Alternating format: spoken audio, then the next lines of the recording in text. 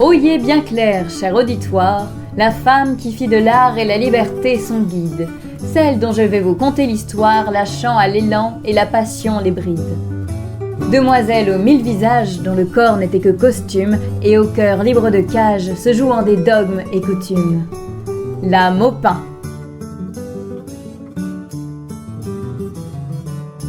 Julie d'Aubigny, née pour l'éclat, éduquée en fille de secrétaire, apprit lettres, chant, dessin et combat, et c'est l'épée qui l'emporta sur la manière. À cette lame, elle jura allégeance, l'accompagnant dans toutes ses aventures. À celle de l'amour, elle eut peu de constance, vers son audace allait sa droiture. Portant plus au cœur la liberté, où elle nageait sans filet, recherchant toujours plus d'intensité par le fer et le gantelet.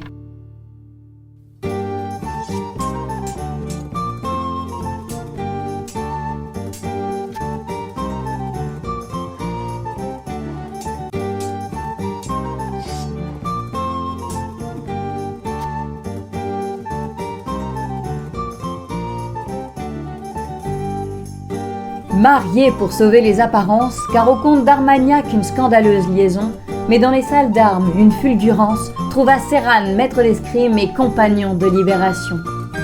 Duel, scandale, poursuite, la police s'en mêla, ils prirent la fuite vers Marseille s'éclipsa. Vivant de l'art et du combat, chantant et brétant pour les clampins, tantôt robe, tantôt bas, madame, monsieur, la Maupin.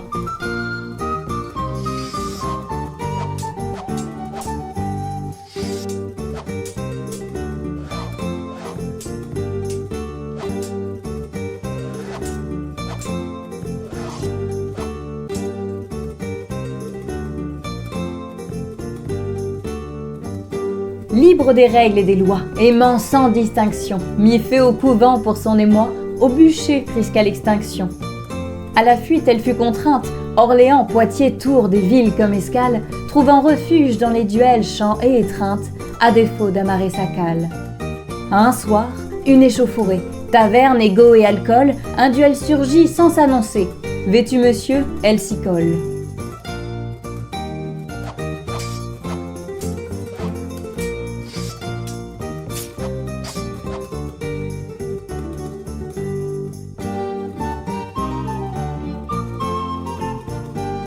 Son adversaire tomba, en défaite et en passion, bien qu'elle aimât les bas, ne suffit à la retenir au polisson. Paris était sa destinée, mais la justice aussi, ses diverses rencontres enflammées ainsi que ses nombreux récits, amusèrent le roi qui gracia la femme qui vivait selon ses lois. À l'Académie royale de musique, la Maupin devint étoile, chanteuse iconique, escrimeuse fatale. Car son épée ne servait pas qu'en salle, mais aussi à punir. Un soir, grimé en mâle, contre un ténor violent partit sévir.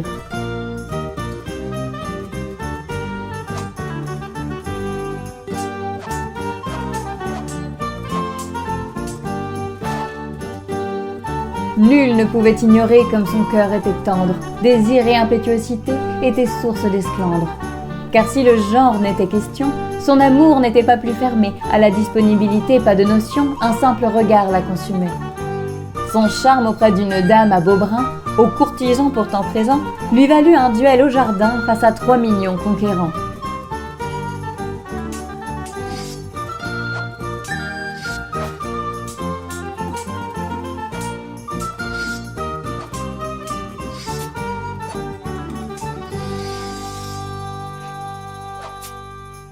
Après trop de scandales, elle s'exila encore, puis rebroussa pédale et revint aux aurores. Mais quand son dernier amour mourut, la marquise de Florensac, son cœur se tut, au couvent se mit en sac.